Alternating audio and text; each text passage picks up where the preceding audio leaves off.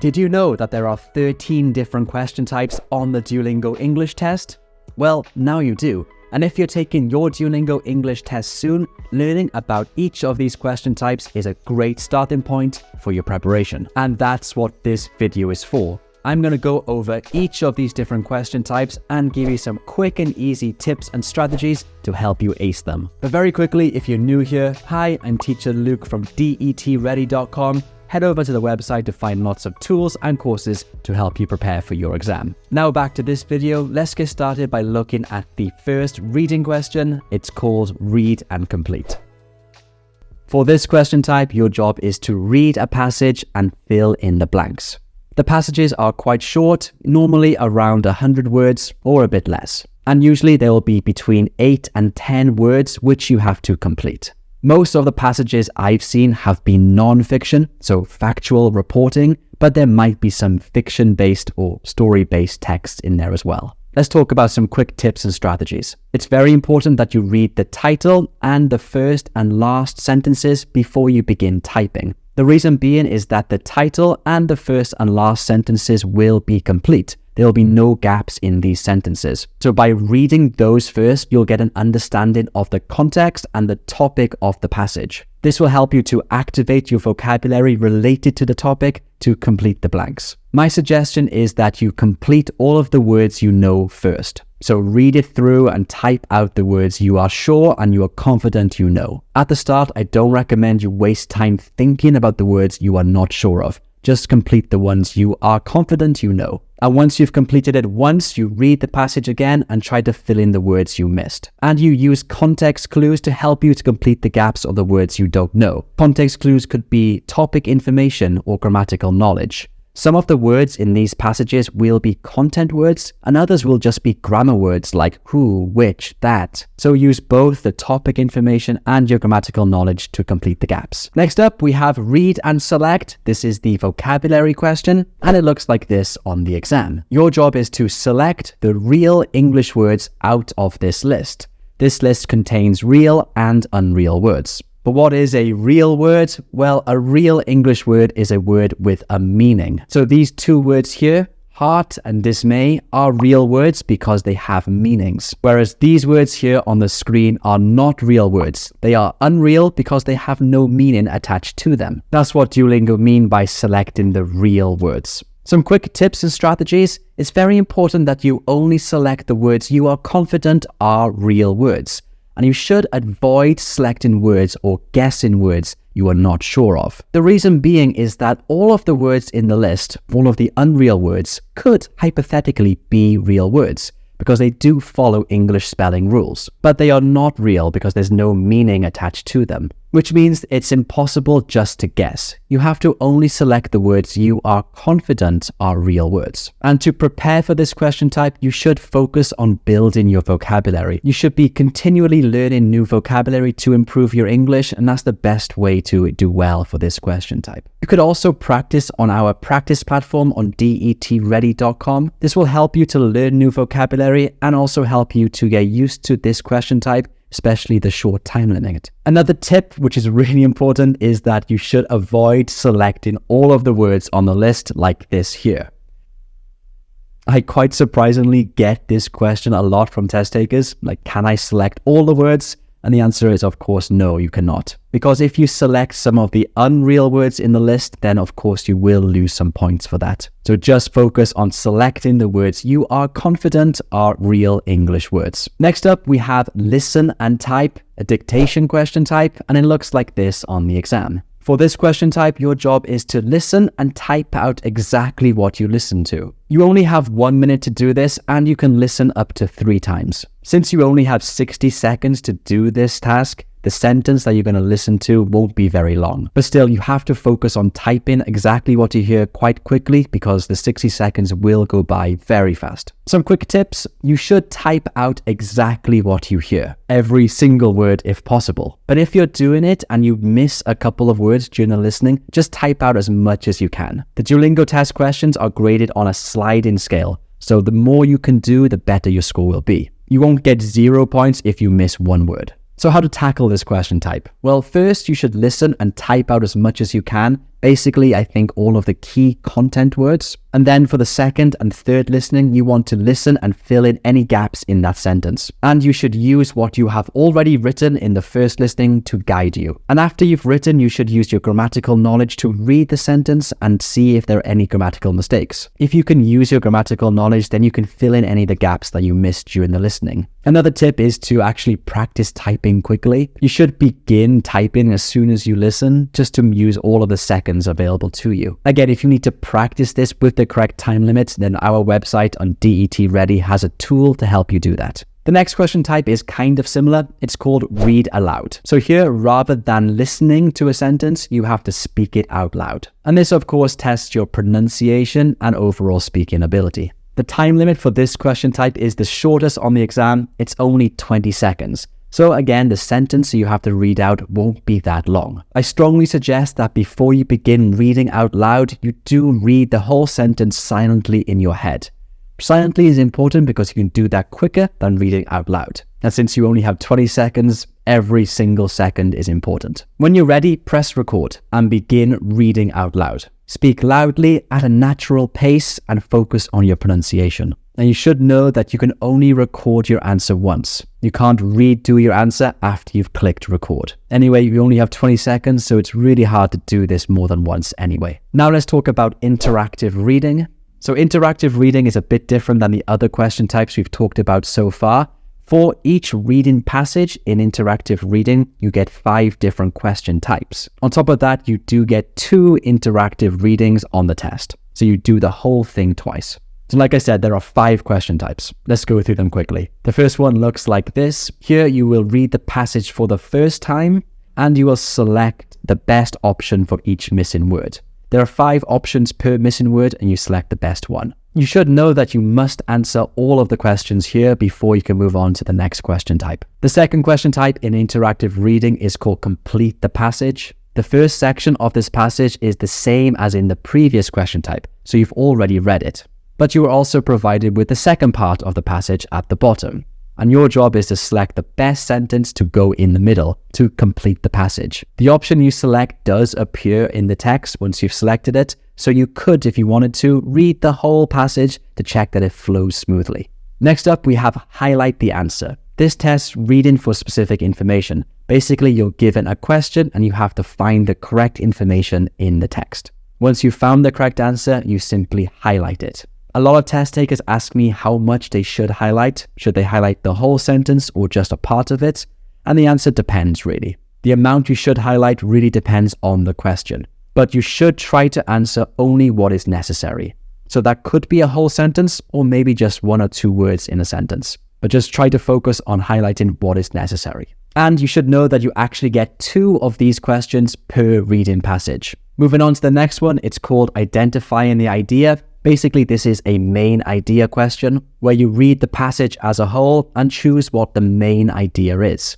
Again, you've got 4 options and 1 correct answer. Last but not least, we have title the passage, where you have to select the best title to fit the passage. Even though the passage is still the same and this is the last question type, I do recommend you read it again and try to select then the best title to match the passage. There are 4 options with just 1 correct answer. So that's a summary of interactive reading. I went through it quite quickly because there's a lot to cover. I have made a whole video covering it, so check that out if you want to learn more. But don't go just yet because now we're going to talk about the newest question type on this exam and it's called interactive listening. The interactive listening section is broken up into 2 parts. First, you have the listening where you participate in an academic conversation, and then at the end, you have to write a summary of what the conversation was about. Let's first look at the listening part. Like I said, for this listening part, you are participating in an academic conversation. The key word is participating. So you are one of the people in the conversation. Your job is to listen to the partner in the conversation, and then you choose the correct response or the best response for the conversation's context. This is in the form of a multiple choice question where there are 4 options and you choose the best answer to fit the context of the conversation.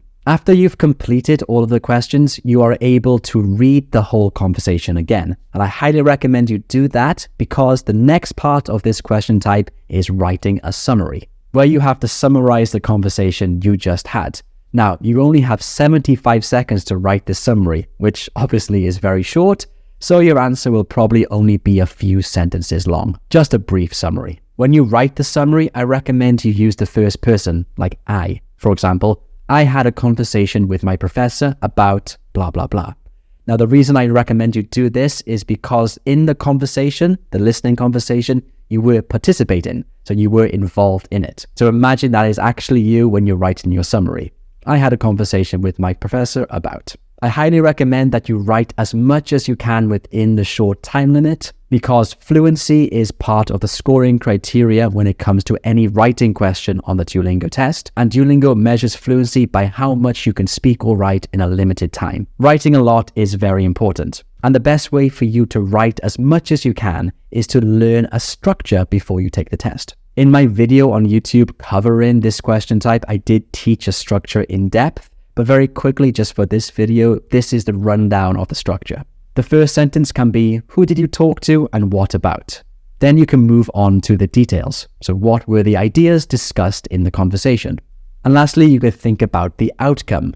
What did you say that you were going to do? This example is kind of long. Like I said, you only have 75 seconds, so don't worry if you can't write this amount. This was just here to give you some ideas of what you possibly could write when you do your summary. Now let's move on to all of the speaking and writing questions. These questions do contribute heavily to your production score, which is a score I know a lot of test takers want to improve. So pay close attention here. Let's start with write about the photo.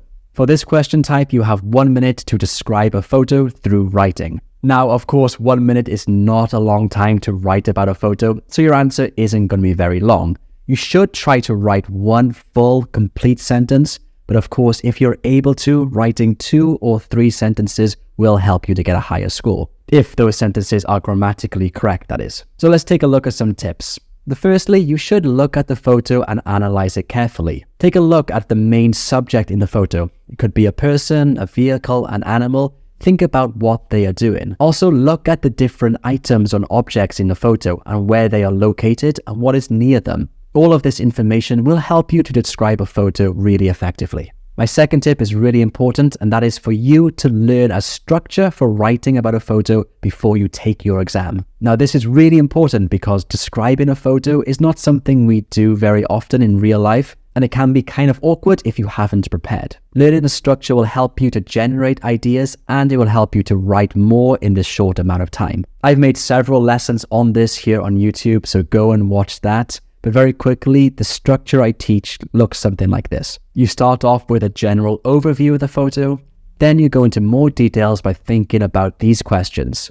Who is doing what and what is where? Just focusing on those 3 things can really help you to organize your answer better and write a longer answer. If you're interested in studying this in more detail, you should check out my production score program on my website. This program has 3 courses, all of which will help you with your production score on the Duolingo English test. And in this program, there is a full course dedicated to helping you to describe a photo really effectively. I think this is one of the hardest question types on the exam, so I do recommend you taking that program to learn as much as you can about how to describe a photo really well. My next tip is to try to use descriptive language as much as possible. Think about adjectives, adverbs, prepositions, anything that can bring the photo to life. This will also demonstrate that you have a good vocabulary, which will boost your score because lexical sophistication and lexical diversity are on the scoring criteria, as you can see right here. And lastly, you should try to write as much as you can. The minimum requirement is 1 sentence, but you should be trying to write 2, maybe 3 if you can. The next question type is really similar. It's called speak about the photo, and it looks like this on the exam. So this is very similar to write about the photo, but instead you are speaking. In addition to that, you have 90 seconds to do this rather than 60 for write about the photo. And most people are able to speak faster than they can type, so your answer should have a lot more detail in it than in write about the photo. Let's look at some quick tips and strategies. So you actually have 20 seconds to prepare for this question type. So use those 20 seconds wisely and analyze a photo in as much detail as you can. When you analyze the photo, look again for the main subject. What are they doing? What are they wearing? And look for other items or objects in the photo. and look at where they are located or what is near them. You can also be very descriptive in your answer, again using adjectives, adverbs, prepositions of place. But also you can tell a story about the photo as long as it is directly related to what is happening in the photo at that moment. It's not a good idea to talk about what is happening beyond the photo, like what happened before or after. Think about what is happening at that moment the photo was taken. And to boost your score, you want to vary your grammar and vocabulary as much as you can. You have 90 seconds to do this question type, which is quite long for a speaking question, so you can go into a lot of detail and you can use lots of different vocabulary and grammatical structures. And it's important that you try to speak for as long as you can. The minimum requirement is 30 seconds, but I do recommend you get as close to the 90 seconds as possible. So try to describe the photo in as much detail as you possibly can. So that was the first major speaking question on this exam. Now let's move on to the next one, which is called Read Then Speak. For Read Then Speak, your job is to speak about the topic for 90 seconds. You'll be given a prompt card like this, which provides you with a general topic and then 4 questions to answer throughout your speaking response. This type of speaking question is very typical. It's very similar to the IELTS Part 2 on the speaking exam, where you have to speak about a topic for up to 90 seconds. For this question type, you have 20 seconds to prepare. So during those 20 seconds, you should read the prompt very carefully, focusing on the topic and all of the questions, because I think it is a good idea to answer all of the questions you're given. The reason I think it's a good idea to answer all of the questions is simply because it'll give you a lot of ideas of what to talk about, which will increase the length of your answer. So try to answer all of the questions. You should also try to use transition phrases to make your answer smoother. When you want to transition from one question to the next, you can use a phrase like moving on to the next question. Or if you want to go back to a question, you can say looking at the previous question again. Any type of transition phrase will help your answer sound smoother. And I did make a whole video on this, so of course you can check it out in my YouTube videos. Just like with all of the other speaking and writing questions, you want to vary the grammar and vocabulary in your answer. If you take a look at the Duolingo scoring criteria here, you can see that the first 4 points are about your grammar and vocabulary, all to do with the correctness of your grammar and vocab, but also the variety that you use. Remember that this is an English exam, so the language, the English grammar and vocabulary you use is really important for showing off your English and showing Duolingo just how high your level is. And another thing you can do to show off your English is to elaborate on your ideas. So rather than just give it a simple response to the question, always go further and elaborate. You can elaborate by giving examples, sharing reasons why you think so, anything like that to make your answer more detailed. And you want to talk for as long as you can. The minimum requirement is 30 seconds, but I highly recommend you try to speak for the whole 90 seconds here. There is another question that's very similar to Read Then Speak. It's called Listen Then Speak. It looks like this on the exam. This is similar to Read Then Speak, but rather than reading the prompt, you have to listen to it, which actually does make it a lot harder. The way you speak out your answer will be very similar to Read Then Speak. So use transition phrases, use lots of grammar and vocabulary, and elaborate on your ideas. But what's particularly important to this question type is that you're able to listen and understand the prompt. You can listen up to 3 times, and you have 20 seconds to listen in total. After those 20 seconds, or the 3 times you've listened to is up, you can't listen again. So you not only have to listen, you also have to understand and kind of remember what the prompt was talking about when you're given your speaking answer, which of course is not easy. So it means that it is very important that during the listening, you are able to understand the prompt carefully and speak out an answer that is related to the prompt or the topic. If your answer is not related to the topic, then your exam might not get certified. You might get an email like this saying that your answer was not related to the topic. So it is very important that during the 20 seconds of listening, you take your time and understand the topic. If you have difficulty understanding, at least try to focus on the content words. So what is the topic generally about? Then speak for as much as you can on that point. Now let's take a look at the longest writing question, which is called Read Then Write. For this question, you have 5 minutes to write about the topic. Yes, you have 5 minutes to write your answer. It's not long for a writing question, but bear in mind that this is not the same as the IELTS or TOEFL exam. You're not expected to write an essay in 5 minutes. Just focus on writing one complete and coherent paragraph. You don't have any preparation time to do this, so as soon as the question appears on your screen, the timer starts ticking. So as soon as you see it, read the prompt right away, try to understand and formulate some ideas. Don't take your time, 5 minutes will go by very quickly. There is a minimum requirement, and that is 50 words. You need to make sure you write 50 words during the 5 minutes. If you don't write 50 words, your exam might not get certified. So I think it's very important that you practice this before you take the exam and try to make sure you're able to write 50 words on a topic in 5 minutes. Of course, 50 words is just the minimum requirement. If possible, you should write as much as you can. The more you write, the better, as long as your grammar and vocabulary remain accurate.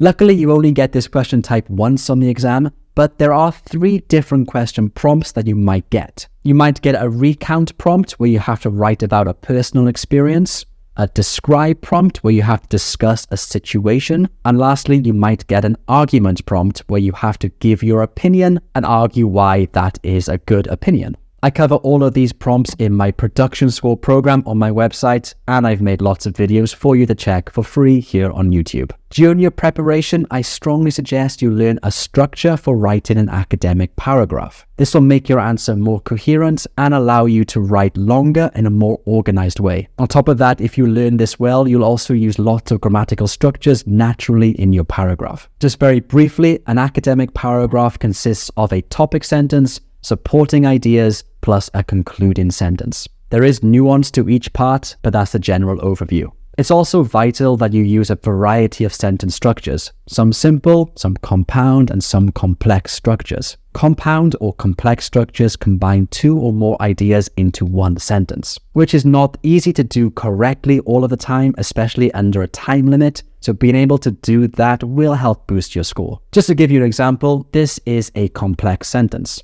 Even though the air pollution is often very high where I live, I still go out and exercise every day. My last tip is to take your time and proofread at the end. You want to check for spelling mistakes, grammatical mistakes, and also punctuation errors. Punctuation like capital letters, periods, commas, all of these things do contribute to your score. So leave some time to proofread at the end if you can. The last 2 question types I will combine into one, and it is the writing and speaking samples. These question types are almost the same as read then speak and read then write, but the main difference is that your answers will be sent to the university along with your scorecard, which means that the university or institutions you're applying to will be able to read and view your answers, which of course adds an element of pressure to these questions. They are also graded. Previously, these question types were ungraded, but now they do contribute to your overall score. So it is important to take them seriously as they affect your score, and the universities you're applying to will be able to view your answers.